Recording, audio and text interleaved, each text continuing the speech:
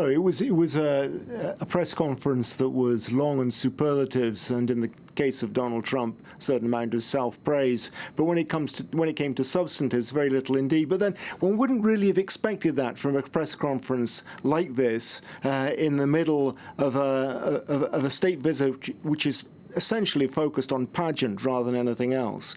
We were never really expecting to get substantive deals agreed. There's been talk about things that could in the future become important to the United Kingdom and to the United States, a possible trade deal, for instance. Again, the superlatives were used, but we're an awful long way from getting there. There was no sign either from Donald Trump or from Theresa May about the steps that would have to be taken to reach the point that that amazing trade deal would be put into position. An awful lot of things could go wrong before then. Donald Trump may not even be president by the end of next year.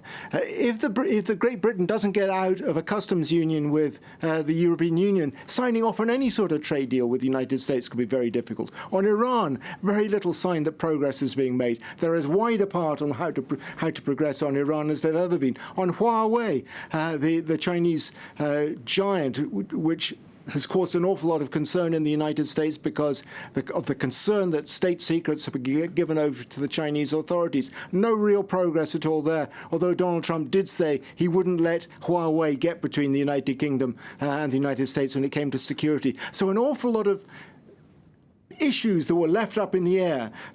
Lots of fine words, but nothing really concrete at the end of it all.